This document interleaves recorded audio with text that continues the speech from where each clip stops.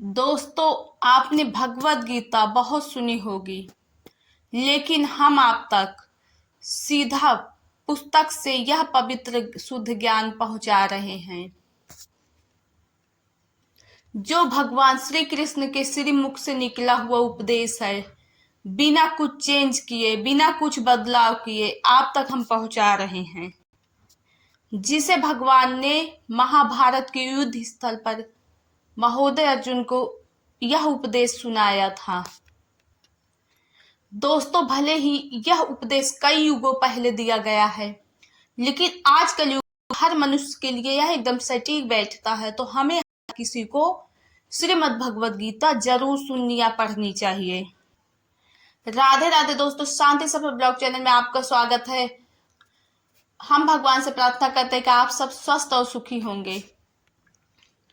और दोस्तों, वीडियो शुरू करने से पहले हम आपसे अनुरोध करते हैं कि आप चैनल पर नए हैं तो चैनल सब्सक्राइब कर लीजिए और वीडियो को लाइक कर दीजिए, राधे राधे नाम का कमेंट कर दीजिए या कमेंट बॉक्स में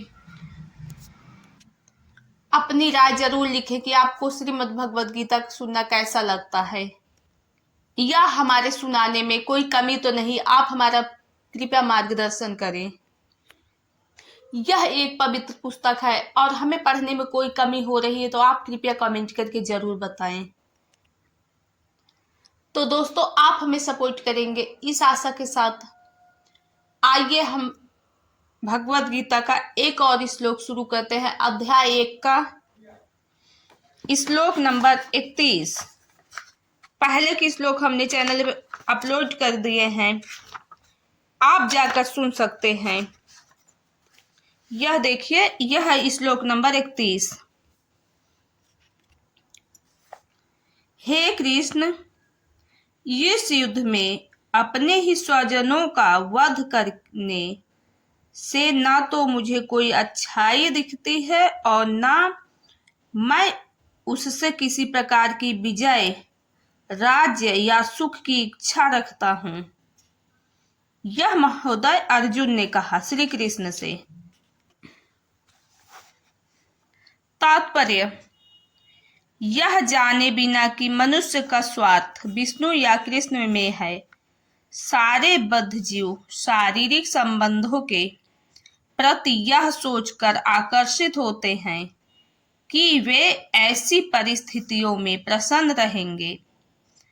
ऐसी देहात्मक बुद्धि के कारण वे भौतिक सुख के कारणों को भी भूल जाते हैं। अर्जुन तो क्षत्रिय का नैतिक धर्म भी भूल गया था।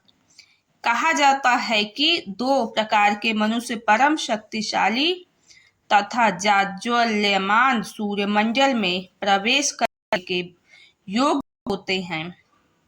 ये है, एक तो क्षत्रिय जो कृष्ण की आज्ञा से युद्ध में मरता है तथा दूसरा सन्यासी जो आध्यात्मिक अनुशीलन में लगा रहता है।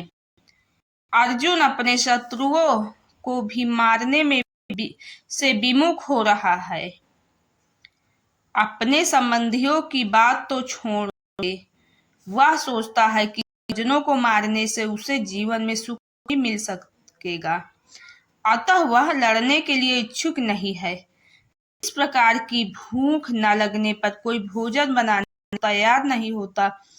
उसने तो वन जाने का निश्चय कर लिया है, जहां वह एकांत में निराशापूर्ण जीवन काट सके।